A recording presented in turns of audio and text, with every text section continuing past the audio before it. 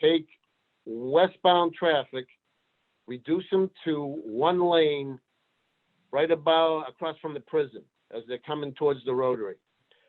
Drop them down to one lane coming around the Rotary, and all westbound traffic will be detoured up Route 2A westbound to Weatherby Street.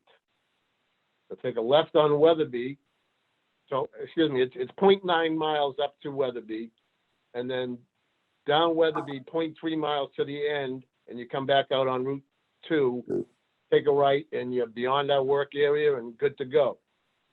And eastbound traffic will come down Route 2, will be reduced to one lane, the left lane.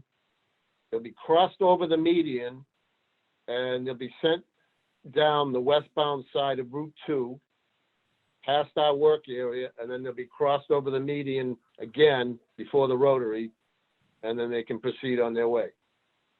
So right now, the first weekend is scheduled for April 23rd, starting at 8 p.m. And per the contractor's schedule, he's figuring on being complete by 6 p.m. Sunday night. But you never know what could happen. We could hit ledge. We could have equipment breakdowns. Many things could happen. So we have until 5 a.m. Monday morning to open this road up.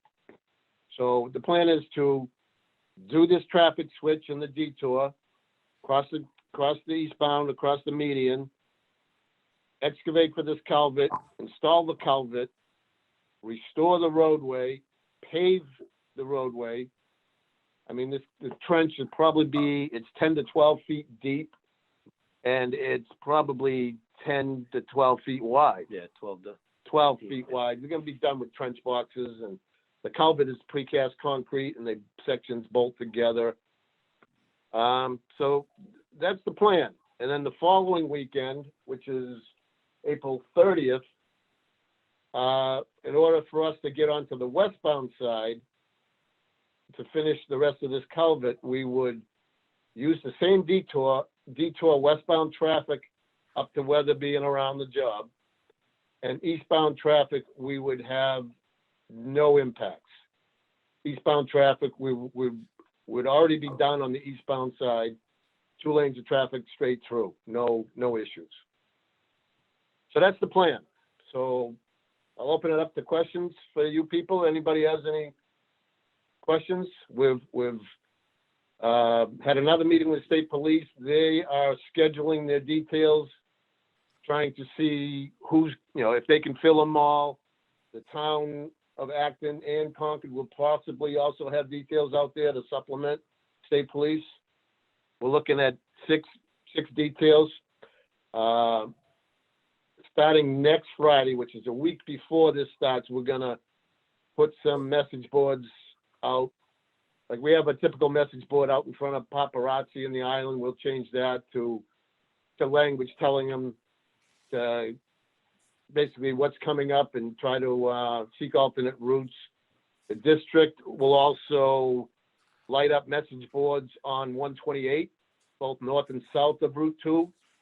Anything we can to steer people away from the area on that weekend, or those 2 weekends.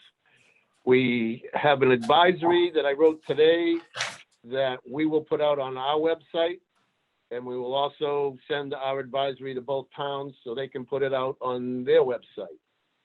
We also reach out to the television stations, the radio stations. We have a pretty good rapport with these people. When we put out announcements like these, they normally repeat it over and over. So that's the plan in a nutshell. So I'd like to open up to questions or any comments you have. Yeah, I'm Mark and Stephen Crane. I'm the town manager and also chair of the Transportation Advisory Committee. First of all, thanks for being here.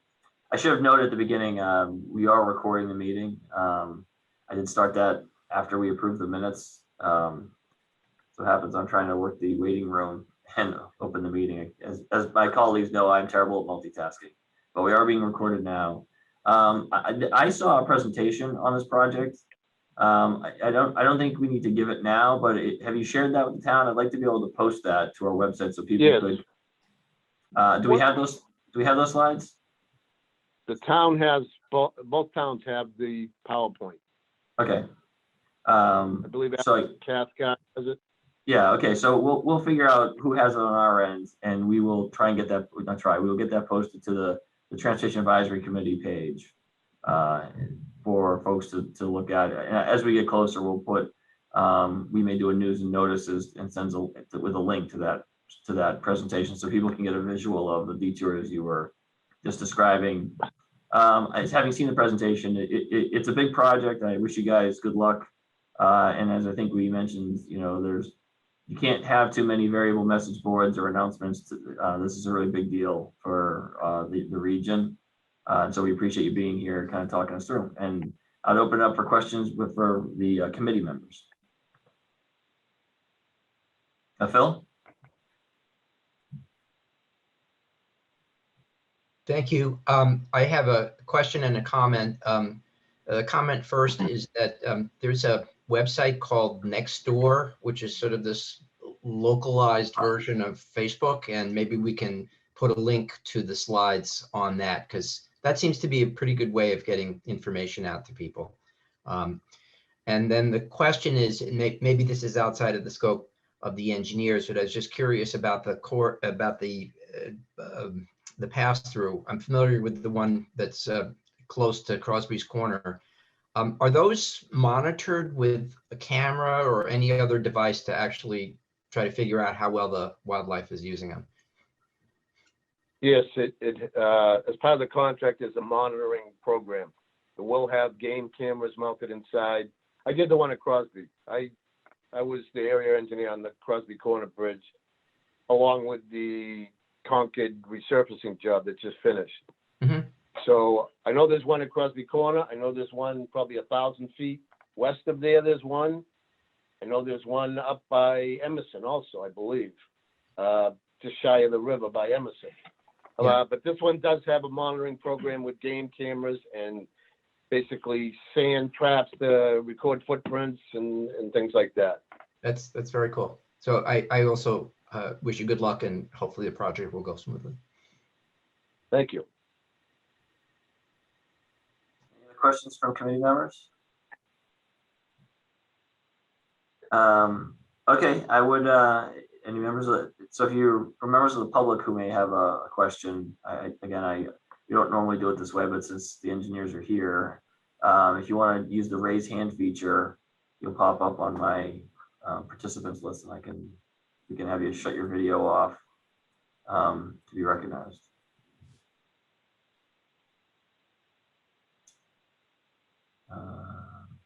All right, I don't see anybody, so Mass DOT, thank you guys. Mark, thank you for your time. Like I said, good luck with the project. Keep us posted as things unfold, and we look forward to finalizing the traffic mitigation plan and getting the word out. Okay. Any future questions?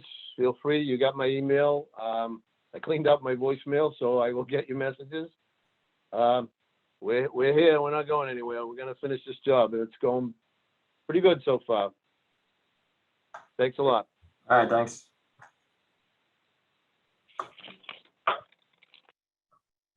So the next agenda item, or I guess I should say, is there any further discussion on that before we move on?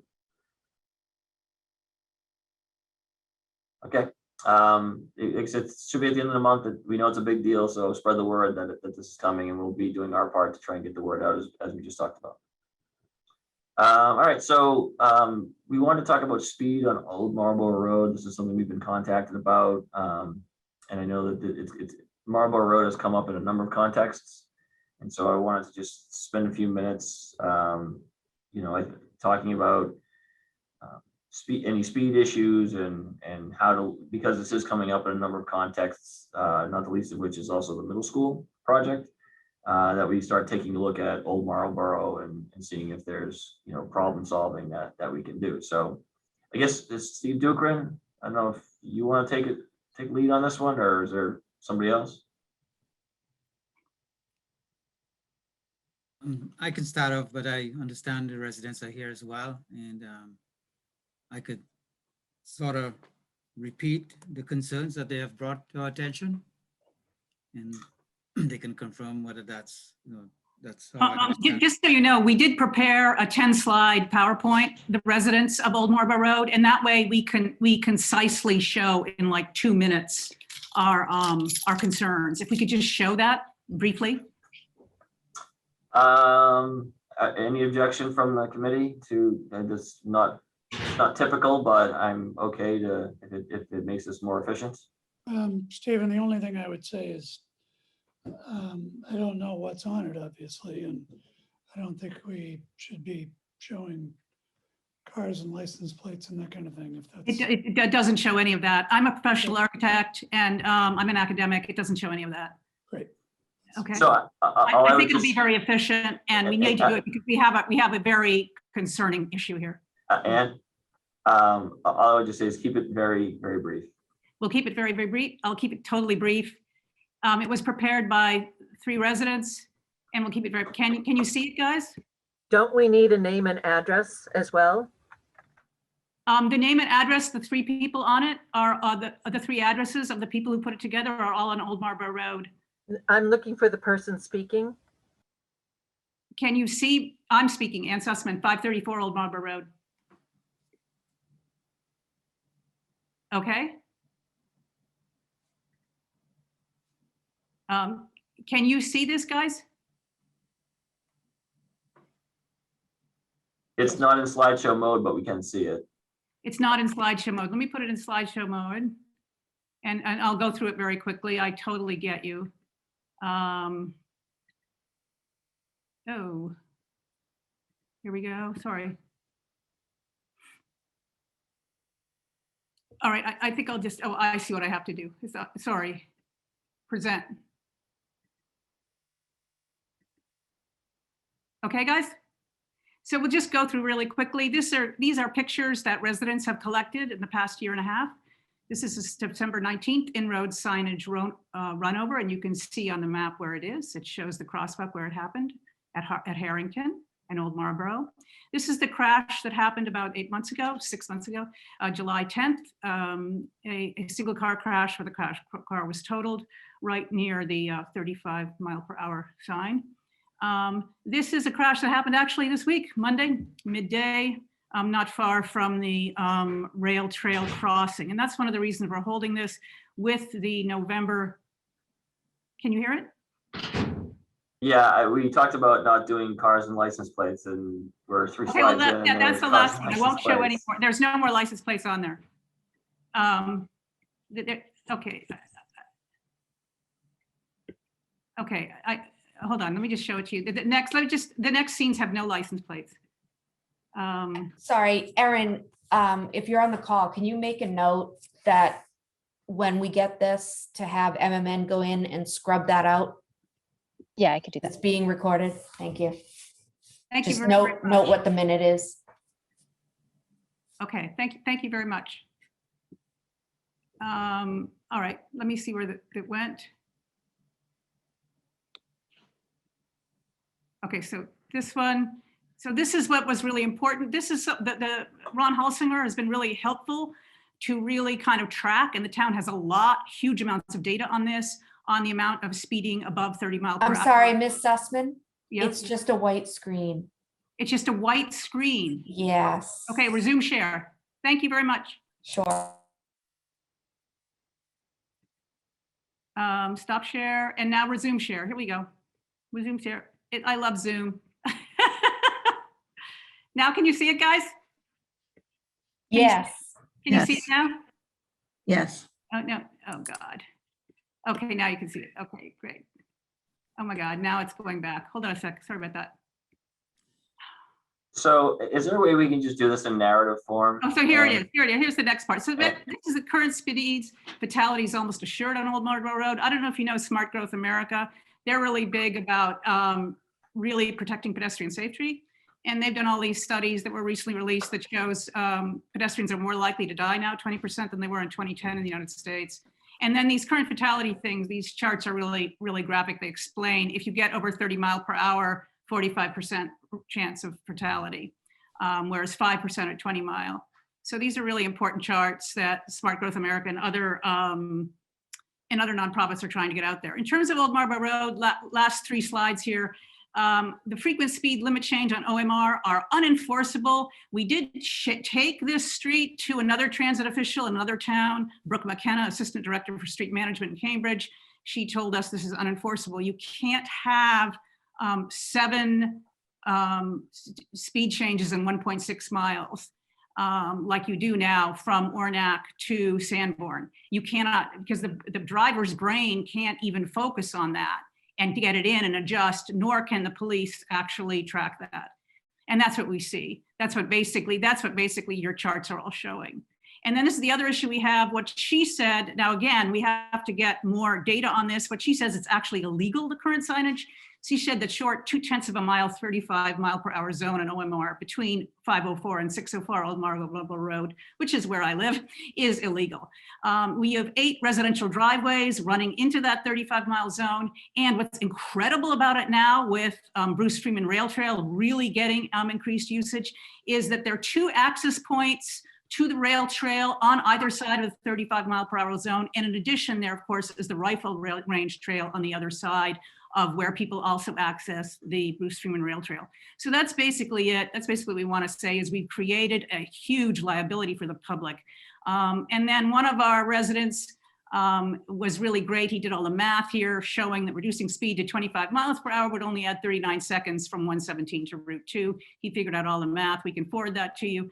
And then finally, we do have neighborhood comments like this. This is from a mom who's really concerned. She has 2 kids under the age of 10 living on Old Marlborough Road. She's just walking it on a daily basis, getting really, really scared, and also seeing what happens from the middle school as cars just careen around it. And then finally, last slide. You guys are really patient. The urgent call to action, as you can tell, we're a little panicky now because we know that incredible Route 2 bridge is slated to open. It's on track for November 2021. That'll bring so many more people who don't know West Concord to our neighborhood, and we want them to be safe. And we don't want them to get hurt. And I will stop my share. And I will also, if you'd like, forward this to you and take out, I can Photoshop all the license plates. Thank you very much. You're very patient. All right, thanks. Thank you for the presentation. So I guess, and Steve, you said you had reviewed some of this? Yes, so this came to the attention of the traffic management group, and they have talked about it a couple of times. The last meeting was held on just this past Monday. And one of the requests that came from the neighborhood was to install speed monitoring signs, radar feedback, speed feedback signs in a couple of locations. And the group thinks that that's a good idea. At least they'll get better information on the traveling speed, as well as most people respond to these signs, they slow down. And so that's one of the recommendations as sort of like a short-term measure to make some improvements along that route. There's a cost to it, and currently we don't have a budget to cover that. So we'll have to figure out how we can pay for these signs or flashing speed signs. How many flashing signs, Steve? They requested 3, 2 at one location and 1, I believe it's outbound or inbound at another location. The group thought that putting in 2 might be sufficient at this point in time. There are other streets that residents are asking for the same, same attention, and we'll have to think about how we address those 2. We start here; it's not going to be ending just here, and beyond this, maybe doing a speed study of this street and possibly others could be a way to go because the speed limit signs in the town and all of these arterials are based on an old traffic study, many decades old, and there could be some changes from a new speed study. Obviously, that takes resources, which we don't have at this point in time. The one caution we always have to throw out there is that when you do such a study, you have to get it approved by Mass DOT. And it is possible that they can conclude that you got to sign according to how people travel comfortably. And the risk is that some speed limits can go up. Well, just a risk. I can't tell you where it will end, but there needs to be, it's a process for doing these things. Okay, I think in terms of the signage, I know that they are, they're thousands of dollars a piece, not tens of thousands. So I think that's something that as we get closer to the end of the fiscal year, maybe we could, you and Alan and Aaron and I could talk about what does the year end, look like for CPW, and would there be capacity to order it from kind of end of FY funds? So that's, I think I'd be supportive of that, and the committee, how the committee members feel, but that would seem to be a reasonable first start. In terms of the traffic study, I know that that's a much bigger level of effort and cost. So Steve, can you tell me, do you know when the last kind of comprehensive speed limit study was done in Concord? So the study that that was used to put up these speed changes, I think is dated 1956. So quite a while back. Some traffic work was done just a few years ago, looking at traffic numbers and some speeds, but they weren't used for assigning or reassigning speed limits. They were used for the cut-through traffic study. And so therefore that the information that we got out of that was very limited and for a different purpose. If you're doing a speed study, you have to collect speed, traffic numbers, percent of trucks, and so on, and then analyze it through some, traffic model. And then you have to present, like I mentioned, to the DOT, and they will look at your, how you conducted the study, whether it met their requirements and so on, and they may agree with the outcome, or they may suggest something different. So yeah, so what we have is really based on all the information. And I do agree with the fact that so many changes along a short route. It's difficult for vehicle operators. We actually have 10 changes from the town line to Route 2, and that's about a 2.7, 2.8 mile length. And I think being able to do a study in the long run and making changes might be the way to address any problems on this corridor as well as others. Any other committee member comments on that? I have one for Stephen Dugrand. Now this school zone lights that are there, that's nothing to do with the lights that you're talking about, correct? Right. What we are suggesting is just speed measuring devices, the ones that you put up, and it sees what you're traveling and it tells you, hey, yeah, you're traveling at 35, the speed limit is 30. You can get a little bit more elaborate and you can put a message there asking to kindly slow down. But the simple ones is simply just give you the speed you're traveling at. Right. Thank you. Phil?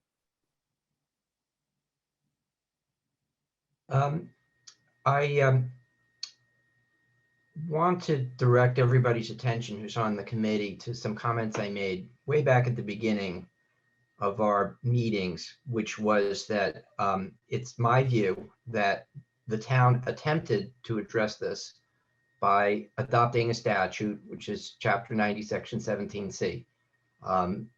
That statute provided that all of the roads that are within the densely developed areas would have a speed limit of 25 miles an hour. That statute was adopted by the town. And unfortunately, the town then discovered, because of the speed zoning concept, speed zoning overrode what I think the select board thought was a policy decision. My view is that the select board is authorized to impose speed zoning, and the select board is authorized by virtue of its power to deauthorize it by making a public meeting, providing notice, getting comment, and then taking action. While I understand what Mr. Dukern is saying, it is, in my view, the exact opposite of taking action. It is inaction. And we have already seen that there have been numerous accidents. And what we should do is take action now and reduce the speed limits by changing the speed limits. Get rid of all the signs, make the speed limit 25 miles an hour throughout the town, because that's safe.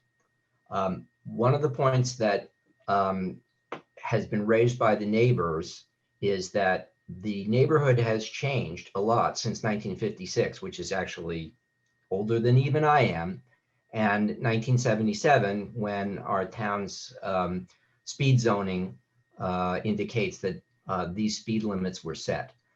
So, to suggest that we just do it the old-fashioned way and go have the traffic studies and go through all of these procedures, which have basically been actually rejected by our own Massachusetts Department of Transportation. I mean, they have difficulty getting out of what the statutes say, but I think we can take action at the local level and change it by taking appropriate steps with the select board. And I'm asking that we debate that now and make a recommendation to the board and to you, Mr. Town Manager. Okay, I can appreciate that. I mean, I think I wouldn't call a study to look at how, what are the conditions in the field to be an old-fashioned way. And I'm more in the, kind of the scientific method approach to looking at speeds in an empirical way. Because while I agree with you, Phil, that I think, there's certainly a different way in the Municipal Modernization Act. Is that the statute you're referring to? Because yes, that's right. It was part of the MMA and modified the driving code. Yeah, so I think we want to look at that with council to make sure that we fully understand it before we take an action. But I do think that is a relatively new tool in the toolbox for municipalities. I agree, but I still support a speed study because what's posted and how fast cars drive is obviously very different, and we want to have a sense of where are the areas of speed that can drive. I think that can drive. Sorry, bad pun. That can influence or inform future policy decisions with regards to speed and our roads program and other things. So, okay, Phil. Sorry. So we don't have to have just a one-on-one debate, but I will throw out one other thing on this subject just for the public's edification, and that is that the concept of the speed study has certain criteria, which is based on a sort of 1950s and 1960s way of having a road network. That criteria all talks about how it's for the convenience of the motoring public. In other words, our speed limits, our road designs, et cetera, have nothing to do with safety per se. It has to do with the convenience of drivers. And the assumption behind those studies is that drivers are just going to drive, and they're just going to do what they're going to do, whether it's safe or not. So we just have to live with it. I think the Mass DOT policy and the policy of the Commonwealth in general is to reject that idea, is to recognize that the roads belong to the public. They don't belong to just drivers. And because the roads belong to the public, they ought to be safe for everybody. And if that means that drivers have to slow down a little bit, well, they're just going to have to learn to live with it. And you'll see in modern road design and in the policy making of towns throughout Eastern Massachusetts, that concept has been introduced as part of their decision-making process. Sure. No, I'm aware. And I think, Phil, I guess I heard Steve talking about just data collection, not a No, speed. I'm all for Not, that. no, I'm no, not, not, hold on. Not a speed zoning study, which I know it's the magic 85th percentile speed zoning study. I know what that is. But what I heard Steve Dukran talk about is just collecting data. yeah, no, I'm all in favor of that. I'm not suggesting that we shouldn't proceed in a, a reasonable fashion. I get that. Yeah. But I do think that, we, for the benefit of the people on this call, they should understand that, some of this stuff is actually sort of, there's a format to it. There's a set of procedures if you're going to be doing a study and it's a speed study. Well, a speed zone study. It's speed zone study, exactly. Right. And it gets kind of wonky, and I think Right. we're all Sorry aware to of it. get off on the tangent. Yeah, sorry. That's fine. Steve, just to confirm, you're looking at just data collection. Yes, that's what we wanted to. Yeah. But Stephen, I just want people to get me wrong. I'm in favor of more universal lower speeds. The other community I worked on, I pushed hard to do that, but we always have to fall back on what we're allowed to do by statutes and by other regulations. This came up a few meetings ago when we discussed Sudbury Road. It's the exact conversation that Phil brought up. And, and I'm glad that you are going to be looking at for town council to give an interpretation of these regulations, because we cannot work outside of those. We have to understand those. And unfortunately, Lieutenant Monahan can't be with us. He's actually going to be missing a little bit of time. But I do think this is also a conversation we need to engage Concord Police, because there is an enforcement component that needs to give some thought before you start making certain decisions. There should be some look-see at that by law enforcement anyway. So, well, I saw you had your hand up. It's a good discussion, and I'm on Old Marlboro a lot, and I had a real concern about that intersection where the going on to Williams.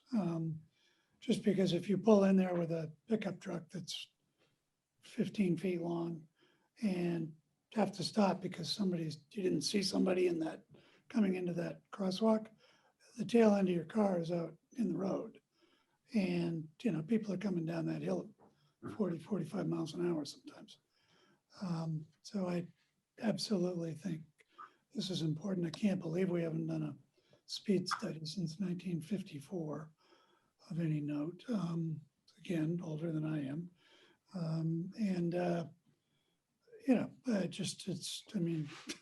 The 0 to 60 speed time for cars back then was probably 12 seconds. And now it's 4. So, it's ridiculous that we haven't done that. I think of all the other things we do in this town to be safe and take care of ourselves, so we haven't done that is ridiculous. I think it would be helpful to get what Steve was just talking about, to get a real good understanding and publicize better than we have in the past what we can and cannot do, and really understand, Stephen, as you were talking, or actually I think it was Phil, was talking about what the select board can do by edict and override something from the state, or be sympathetic to something that the state's done. But I doubt we can get everything to 25. I don't know that we need to. I mean, we do still have a couple of roads that are somewhat rural that's changing, but it's definitely time to change that. And I'm glad I now have one of those things in my car that tells me what the speed limit is, because on a road like Old Marlboro, I have no idea. I mean, I can't keep track of those. It would be dangerous to keep track of the speed changes. Not paying attention to what you're doing driving. So. The thing must look like a stock ticker when you're driving down Old Marlboro Road with all those changes. No, I appreciate that, and I'm with Steve. I mean, I think there are certainly areas that lower speeds should be posted and enforced. I just think saying that we should do it, end to end without looking at the data and talking about enforcement challenges and just, exploring unintended consequences. I just don't know if that's the right path forward at this time, but I do think data collection, putting the flashing signs up and just having a goal, of consolidating the speed limits on Old Marlborough Road and possibly lowering them, is a goal that I think I share with the folks I've heard from. So any other committee comments? Meryl? No, we can't hear you. You're not muted though. I wonder if you have to change your audio to the headphones.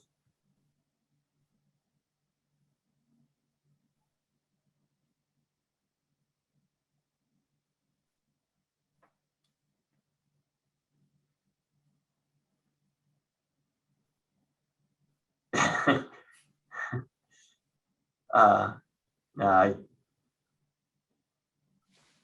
I'm sure it was really good too. Oh, we don't have a chat. That's too bad. Can you try unplugging your headphones and see if that works? That better? Yes. Okay. All I did was unplug myself. I was just going to say that as the Transportation Committee, I think we can, stress and get across to the selectmen that the select board that we are very aware that we're trying to become a town where different modes of transportation can be used, such as bikes, such as walking. And this is a very, important road in terms of both of those modes of transportation. So I think that we should urge the select board to consult with town council to see if we can move along in the direction of reducing the speed limit on this section of road. I think I share with Wally's opinion that it's crazy coming down Old Marlborough Road and turning into Williams Road. It's very scary, and I think we're going to have a major problem. And I don't think we should wait. We need more statistics, I agree.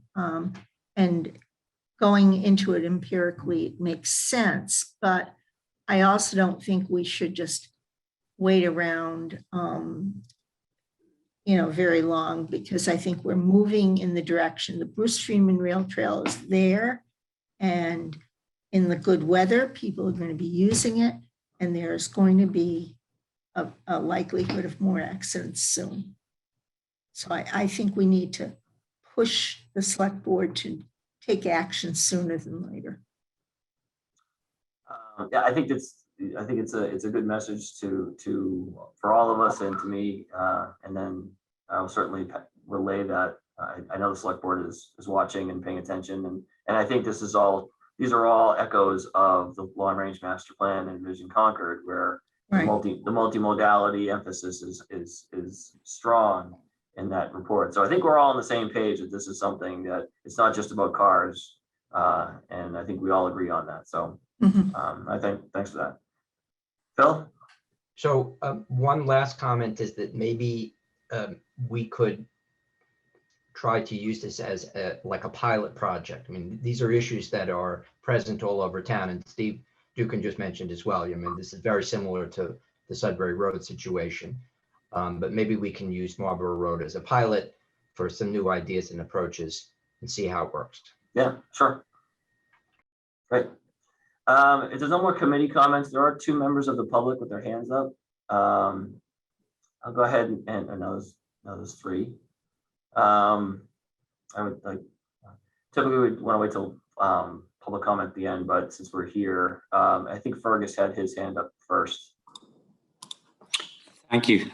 This is Fergus Quigley, 464 Old Marlborough Road. We actually get to enjoy this traffic and safety concern every day. We're delighted, though, the committee is taking our concern serious, that there's an aligned and coordination.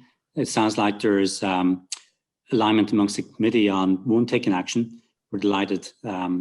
With that as a preface, 2 key points. There may be another option, the option of targeted speed enforcement, even though the speed limits now are high. I think a campaign of targeting speed monitoring and enforcement would actually pay dividend. And that could be something that could be actioned upon short term, taking the available resources and perhaps prioritizing them synchronized when we have the traffic data of the periods of high frequency, of volume, and high frequency of above speed limit. So that could be a really short, focused, intensive campaign. Again, it could be a pilot study.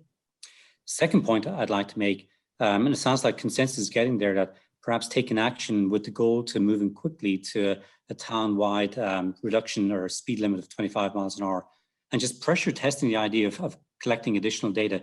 What would we do with it, and what rationales would be based on it, versus the downside of taking a decision risk to move forward if it's legal to move to lower speed limit. What is the downside of moving to 25? So the key point is, as we collect data, what would we do this statistically? Will it inform our thinking or change our sentiment? Probably no. Should give that consideration in collecting data, the objective and purpose and scope of that study data. Thank you for your comments. John, sorry, did you give you did give your name and address? All right, John? I did, yes. Yeah. Good afternoon. This is John Jedu at 560 Old Marlborough Road. Thank you for addressing this issue. I just want to point out in terms of, you're talking about Steve and others, the data, having data. There have been 3 speed studies that have been done over the past 2 years. This has been an issue. We brought it up, over 2 or 3 years ago. And, there have been speed signs that have been put up, radar, and they've collected speed limits. So, I just want to, there have been 3 of them, and I think those should be shared with you by the police department. And I just want to, one of the things that typically the study would look at is the average speed, but what is more important is the, maximum speed that people go on Old Marlborough. So I'm just going to read off some speeds here. People are going, 47 miles an hour, 45 miles an hour, 50 miles an hour, 63 miles an hour, 67 miles an hour, 70 miles an hour. So these are speeds that will definitely cause fatality. I have 3 very small children that, I'm in the middle of Old Marlborough Road, and sometimes we go to Old Rifle Range. It's very, very difficult to judge the speed of the vehicle. And, it's very difficult to cross the road. And I see other people with pets who have the same issue. So in terms of having the data, we have this data.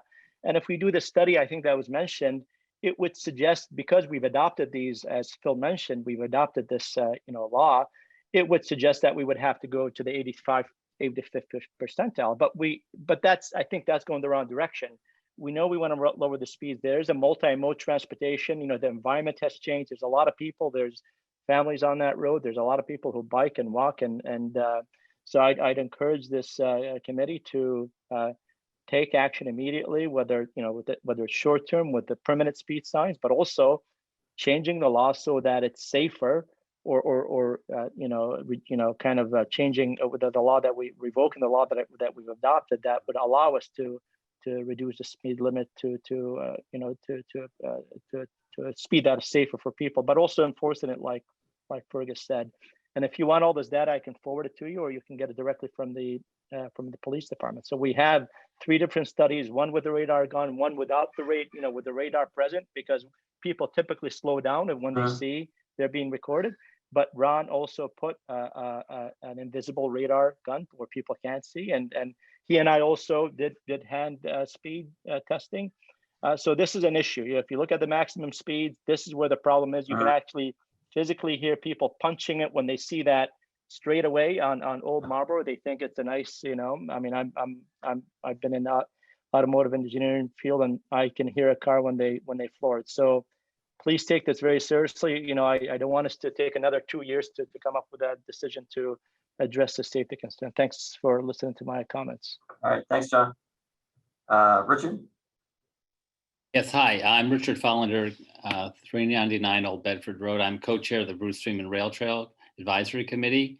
And I think I can we have not specifically addressed this issue, but we have addressed this issue in other cases where we want to ensure that there's safe passage to and from the bikeway. And I totally agree that with the opening of the Route 2 bridge, there's going to be a significant increase in people using the trail, some of whom are not going to be necessarily expecting the cars to be careening by them on Old Marlborough Road or any other road. So I agree with the neighbors and the other sentiments expressed that I think it is time, particularly from the Bruce Freeman Rail Trail Committee's point of view, to take some kind of action that makes sense as soon as possible. Thank you very much.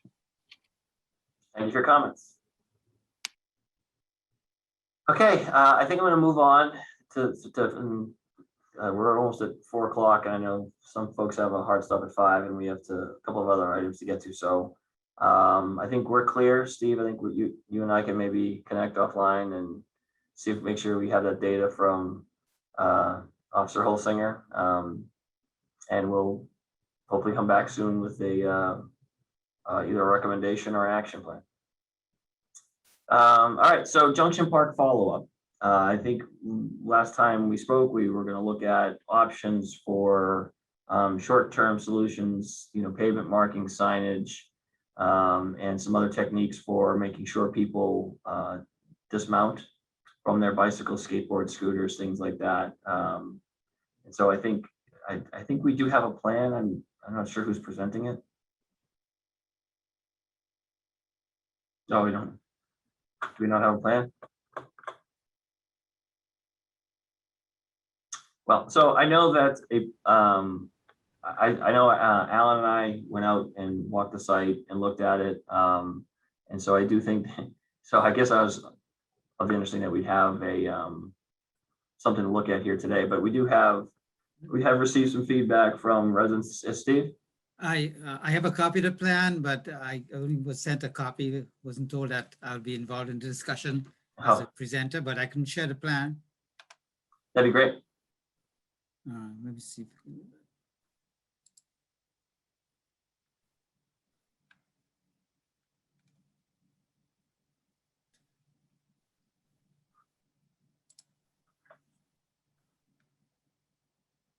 Can you see that?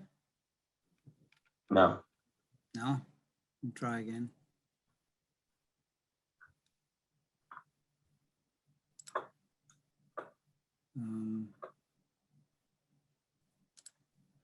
Boy, we are striking out today. How about that? Can you see that now? Yes. All right. So Stephen, you probably looked at this before? I have not. You have not? I really haven't studied it, but I think it's kind of self-explanatory. Yes. There are, people can see my pen. You have down here the things, so stencils would be pavement markings like we showed samples of in the last meeting, and which would be dismount bike. Those would be here, one here, right at where the Bruce Freeman Rail Trail hits Main Street, one over here where it comes to the parking lot, and one over here where it goes across Commonwealth Ave. Can people see all of that?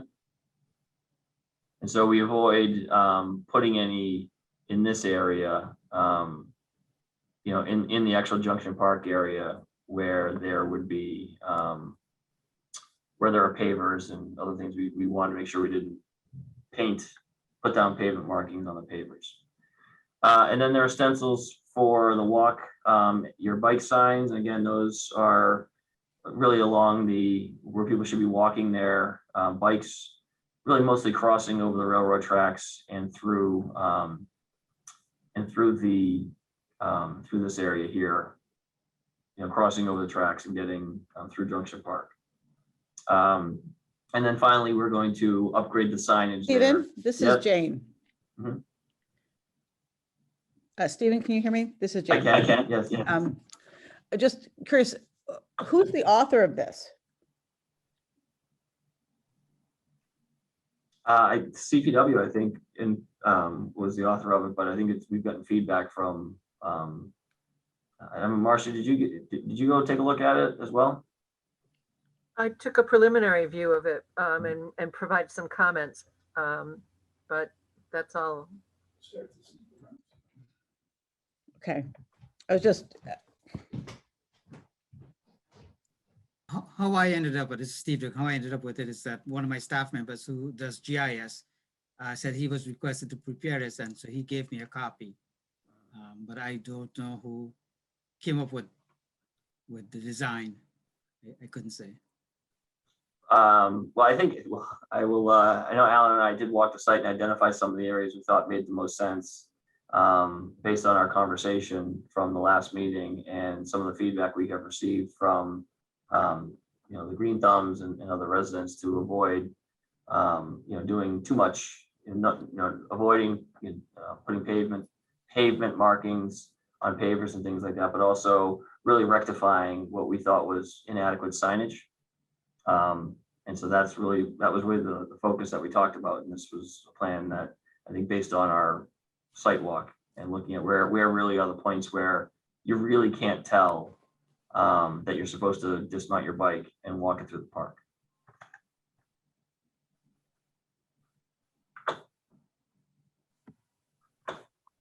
Can't see everybody. Any committee members want to comment? What do the signs look like?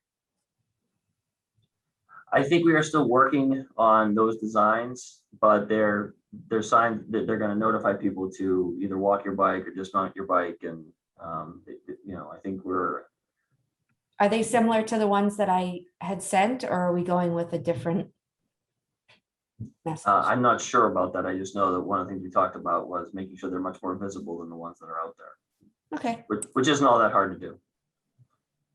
And I don't know, I think we have to, unfortunately, I'm not sure if we're going to get caught up with the manual of uniform traffic control devices, the MUTCD, which is the signage Bible, or if we're going to have some ability to be a little more freeform and include some more reflective materials so the signs really pop for folks. That's really, I think the goal is to get, like I said, get the signs to be very self-evident so people know what they're supposed to do.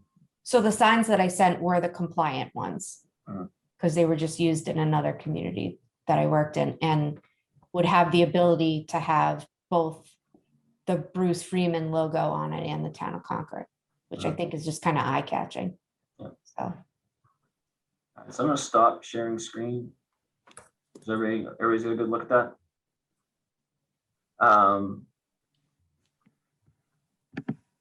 So, and I think that the benefit of that plan is that it can be done relatively quickly. And I think that is also our goal, is to get the signs ordered and, maybe and make provisions for the pavement markings soon. So when the weather gets nice, people, it's like I said, you really can't, walking the site, it's really hard to tell that you're supposed to dismount your bike and walk it through the park because there's just an absence of, self-evident signage. And that was really, and I do think the locations we've identified will really help, mitigate that.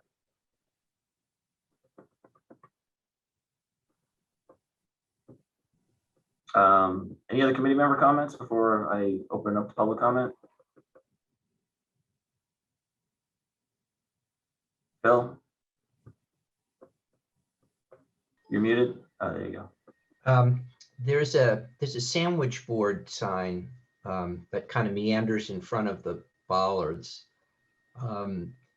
Is there a possibility of getting another one or two of those and putting, experimenting with putting them in different places in that stretch? I'll be honest with you, that it's really not, it's not a sandwich board. It's a plastic, sheet that you slide in. Yeah, it looked like an advertisement for a restaurant from 10 feet away. And so I'm not sure that that's really what we want to go with, because, the reason why there is uniform traffic control devices is so when you see it, it's telling you something that you're supposed to know. That sign that you're referring to does no such thing. I even said to Alan, like, maybe we just put some reflective tape around the outside of that just so people see that they're supposed to look at it. But I think we're trying to really install signage that really is like I said, gets your attention and gives you a traffic instruction, or in this case, a bicycle instruction. And plus, they're affixed, and you don't have to worry about them getting kicked over, or moved around, or need to move out of the way if we're doing snow removal or something like that. So, any other committee comments? Okay, Terry, sorry, you had your hand up. Right. I just wanted to comment that I. Name and address. Oh, Terry Ackerman, 89 Heathbridge Road. On the select board, but just speaking as an individual, I recently walked through Junction Park looking for the signs, and looking at your plan that Steve Dukran just presented, it looks like the signs that are already there are in the spots that are marked on that plan. So I guess it would be good to know old locations versus the new ones. I think, Terry, what we'd look at is even replacing the signs that are there. A wise commenter referred to them as, giraffe signs. And when I went out into the field, I got to be honest, I was like, yeah, I can kind of see that. And so, but that's what they say, because many people are up higher on a bike. So the signs are higher, but it just, in the field, it just doesn't, it was hard to tell. I was on foot looking for the signs like you were, and they were still kind of hard to know that they were there. So, and that's why, and we discussed this at length at the last meeting.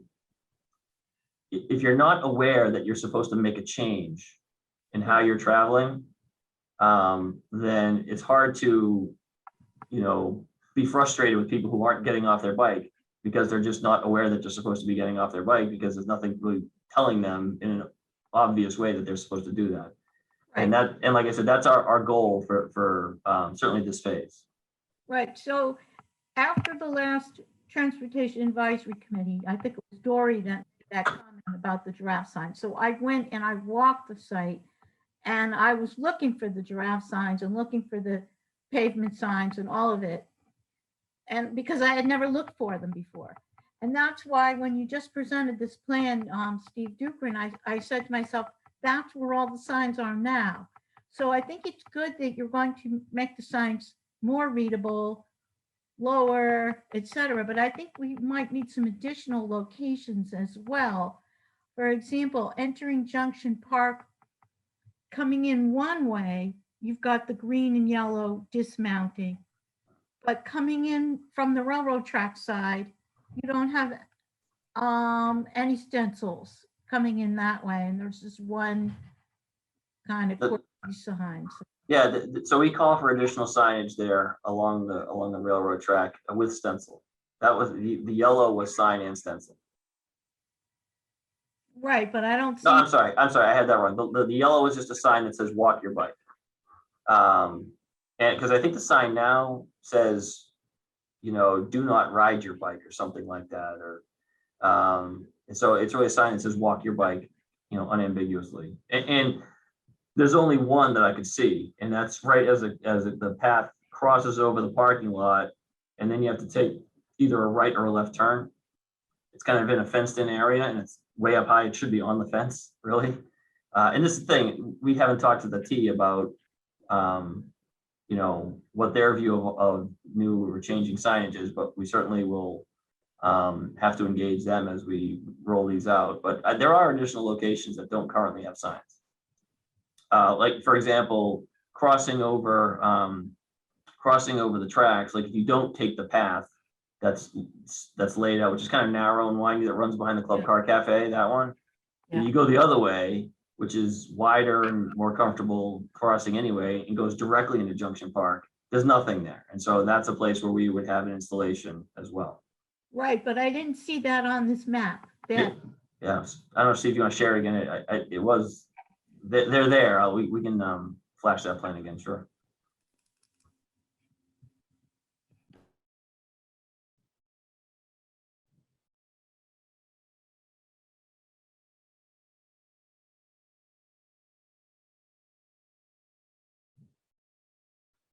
Steve, are you putting it back up?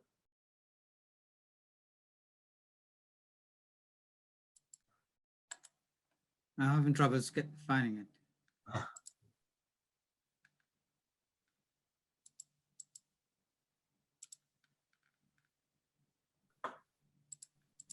Yeah, we have a walk your That's it? bike sign. Right, yeah, we have a walk your bike sign there, right here. It's right here. It's a stencil. A stencil, sorry. Yeah. Yeah. Sorry, stencil. I guess I'm talking about maybe below that a little bit, that where the red triangle is below that. Yeah, there's nothing here now either. And this is, like I said, the path takes you, around this way, and you kind of cut back through here, and some people can go in the park. I don't think there's a sign here.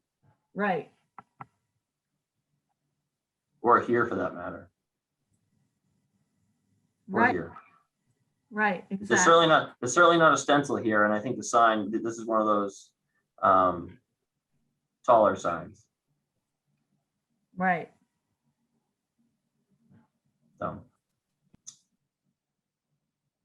So I think we're going from what I think are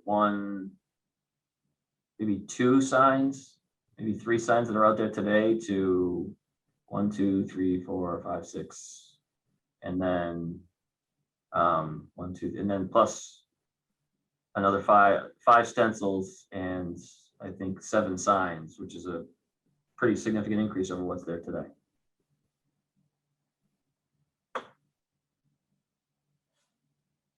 Are you good, Terry? Can I stop the screen? Any other comments? Dory, I see you had your hand up.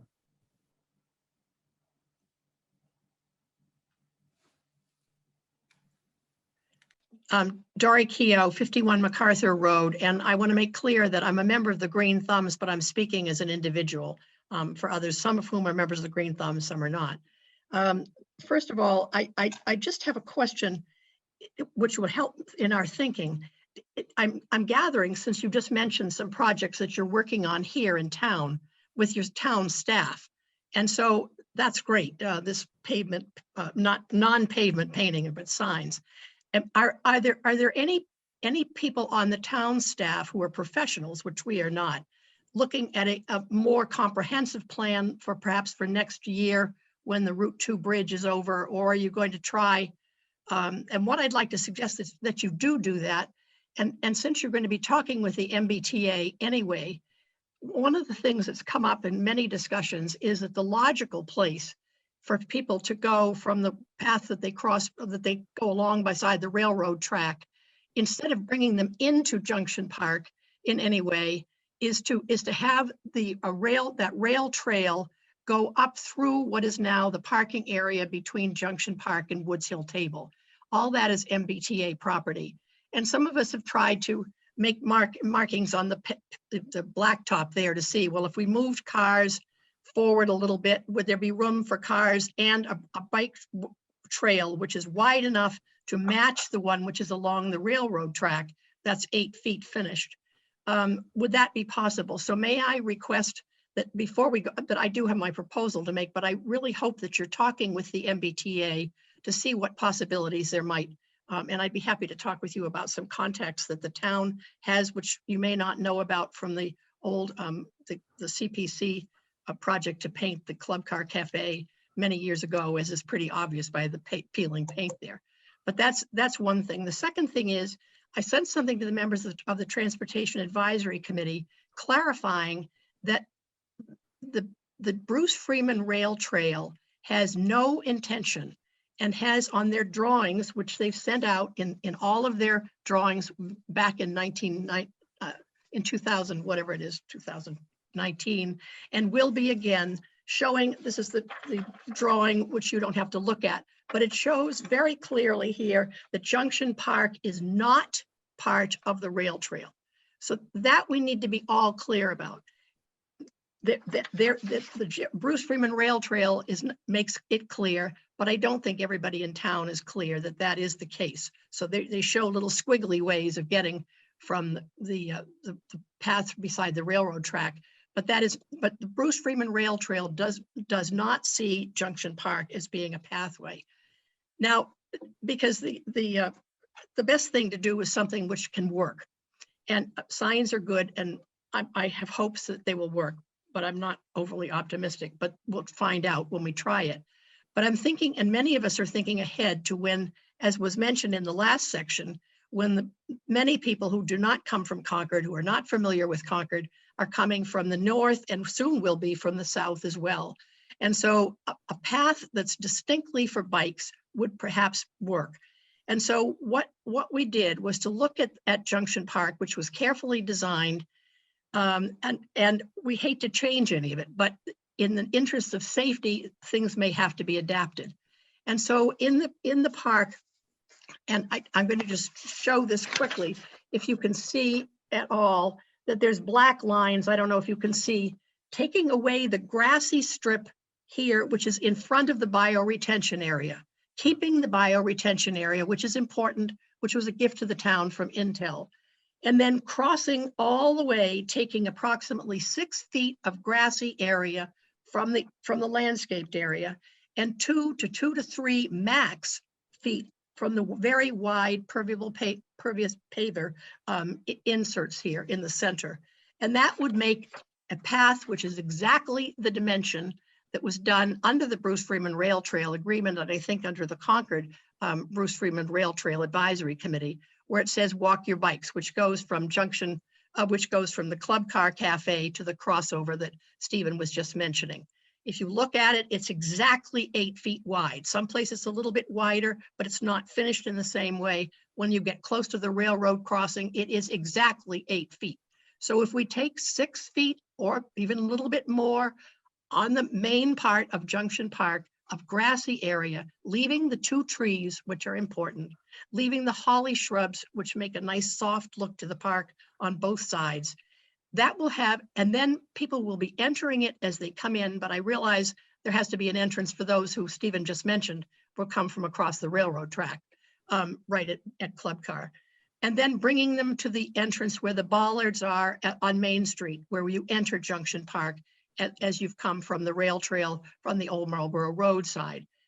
If there were a couple of bollards are taken out, clear signs saying bikes here, walk your bikes. Will they walk their bikes? I am not a dreamer. I am not a dreamer. Some people will. They're good people. There are people who, like most bikers, as I've learned in the past several weeks, I have had letters after letters from people saying, bikers won't get off their bikes. Well, I guess people know what they're talking about. So, but if we say walk your bikes, we're doing the right thing. And have people going both ends of that park on a clear space, which will not interfere because it will be fenced in both sides.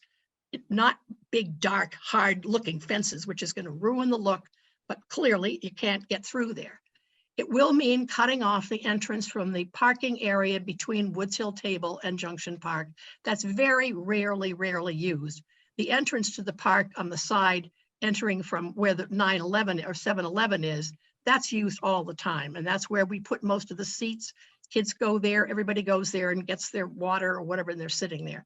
So I would like to have, again, we're not engineers, we don't pretend to be, but have people who are on your staff. It's not going to cost a cent. Well, it's going to cost time of people on your staff.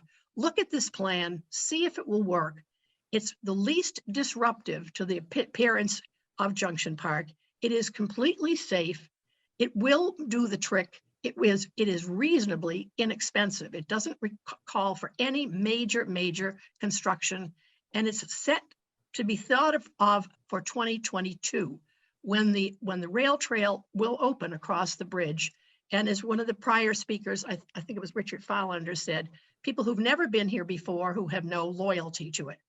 Now, just very quickly, I'll touch on the skateboard idea, which I know was mentioned by Natasha Heimroth, who's the head of Concord Park Assisted Living, when she mentioned that skateboarders are as much of a problem as bikes in many ways, and they're true.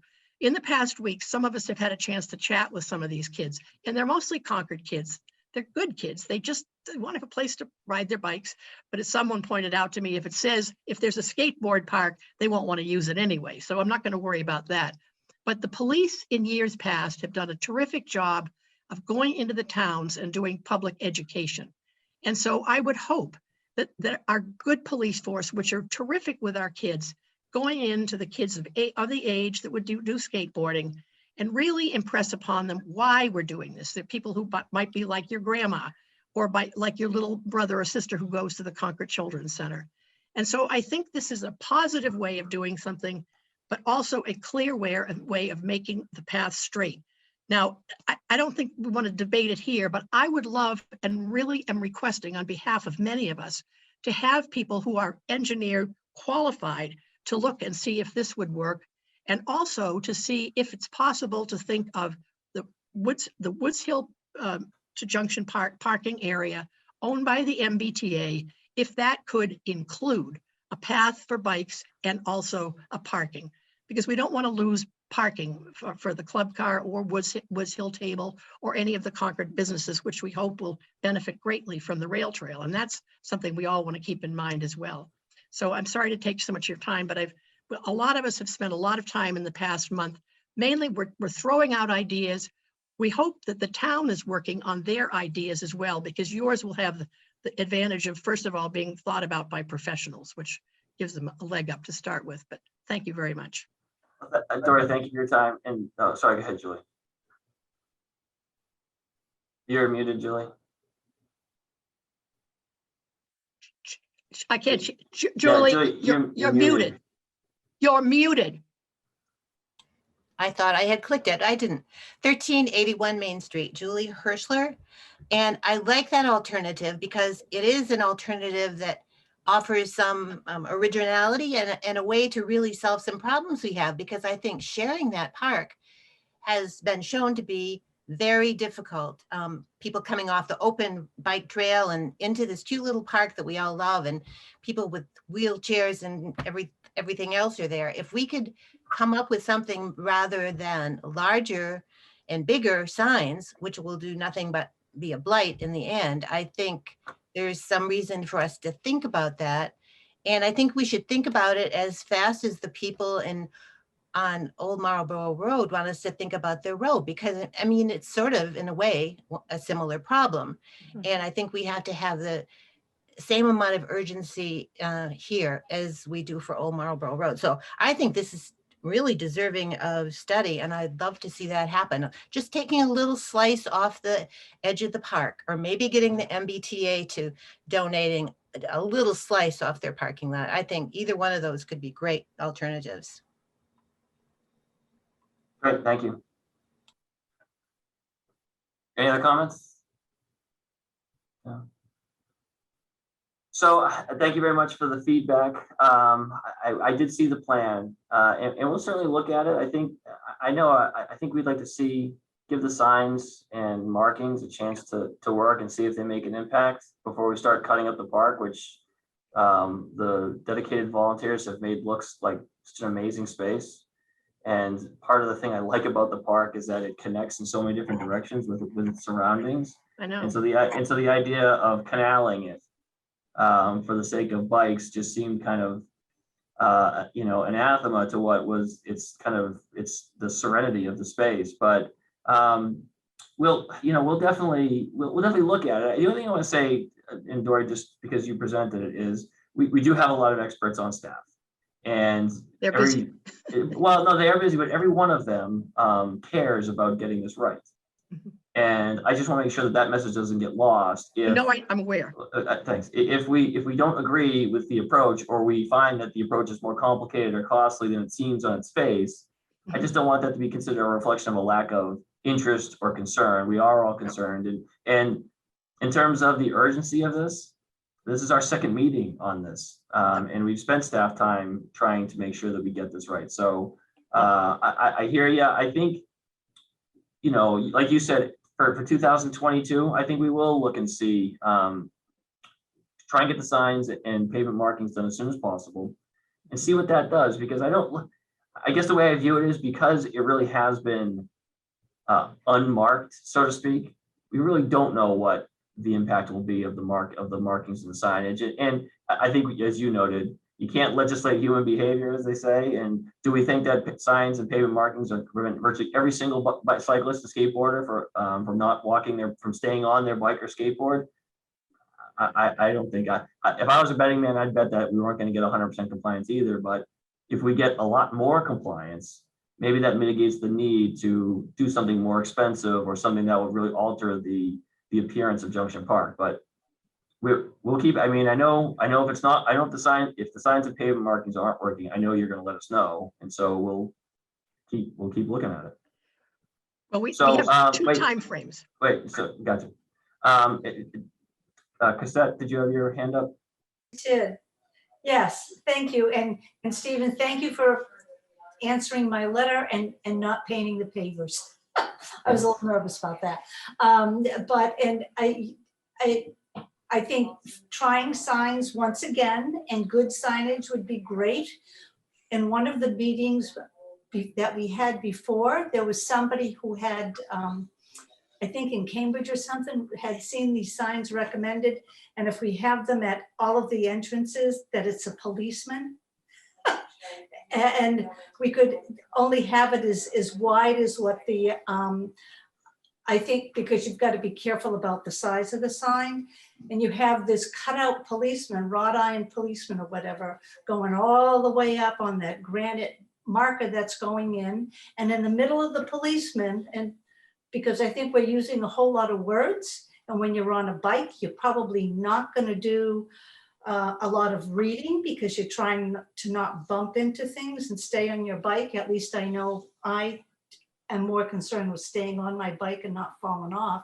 But you just have a bicycle with a line across, a skateboard with a line across, and rollerblades with a line across. So they get the idea of walk your wheels, you know, and just try something like that for a while. But let's kind of have an attractive sign, which is why I say let's, you know, a wrought iron sign going up only the length or the width of the granite markers, because you can't have anything going out, because you're looking for people coming through with wheelchairs and you don't want somebody getting decapitated. So anyway. Well, that's because that is what we're looking at. Did you even address? Did I miss that? Oh, I'm sorry. Cosette down 131 Ministerial Drive. Right. Yeah, I mean, we are looking at that. We want to be mindful of the environs. I don't know that not having a sign that sticks out a little bit past the granite markers there, it'd be pretty small. But the one that we looked at on the plan has an arrow on it, is really not a pedestrian way. People wouldn't be walking around. In fact, I think there's a trash receptacle right next to it. So it's kind of in a space where I think you could get away with something a little larger that's more obvious. But that's, again, we think that the signage is not obvious and it needs to be obvious. And thanks for paying so much attention to this. That's what we're here to do. So Richard? Yes, hi, Richard Follander, 399 Old Bedford Road, Bruce Freeman Rail Trail Committee co-chair. Thank you for the committee addressing this issue. We've, urged action. I like COSA's walk your wheels. That might be something to think about signage wise. I just want to let people know that we are conducting a trail count in May, on May 18th, 19th, 20th, and then the following weekend. And that will give us some information about usage of the trail. And it also, I think anecdotally, we can sort of, during that process, we'll have people near Junction Park, and we could get a sense of how many people are walking versus riding through there. So that might be useful down the road as we look at possible other options. So again, thank you for dealing with this. And anybody wants to volunteer to help with the trail count, you can figure out how to do that by contacting Stephen or somebody at the town. That'd be great. Thank you. Yeah, thanks, Richard. And I think that, we just talked about this. Data is important, and data is the primary way where we're going to be able to measure our success. Okay, any other comments on that? And I apologize. I honestly thought we had samples of signs. I think there was a miscommunication on my end, so I'm responsible for that. I apologize. We'll try and get a signage plan together, meaning samples or illustrations, there's the word, illustrations of what we're looking at. And we'll try and get those out to folks so you can see them. Any other discussion about this? All right, so seeing none, we're gonna move on to item number 6 in our agenda, update from the bicycle subcommittee, which I expect to be unfortunately brief. We did not meet in the past month, so we have no update. So one of the things that, and this is not on the agenda, so I'm just putting a placeholder in for a future agenda item is, I've always felt strongly, and I think we talked about this at the beginning, that subcommittee members should be composed of members of the full committee. But seeing the practical limitations of that on the bicycle subcommittee is something I think we should talk about at maybe our next meeting. Because I do think that you can have subcommittees that have members that are not on the full committee. And that's something maybe we want to talk about at a future meeting, and revisiting the membership for the bicycle subcommittee. So they can, mostly because, like I said, Lieutenant Monahan's going to miss a little bit of time, and it's he and John Arena, who with schools back in full session with full transportation, we thank him for his time here today. So just, I guess, Aaron, make sure we make a note of that as an upcoming agenda item. And to that end, Stephen, I just wanted to remind everybody, a perfect example of this is the West Concord Advisory Committee, which is a subcommittee of the planning board and has no actual crossover between memberships, between members. All right, yeah, that is a good, Jane, that is a good example. And we can get Phil off of it too then. Just kidding. And so I know, so Dory did reference the letters that she submitted. They were in our packet. So we did get we did have some correspondence. Hope everybody had a chance to review that. And then any liaison or observer comments? Okay, public comment. Going once, twice. Okay, so I guess I would then entertain a motion to adjourn. So moved. Wow, I had to work hard for that one. All right, second. Okay, Steve Dukran, Yes. Phil Posner, Yes. Meryl Schwartz, Yes. John Arena, Yes. Marcia Rasmussen, Yes. Kate Hodges, Yes. Stephen Crane. Yes. Okay, thanks everybody.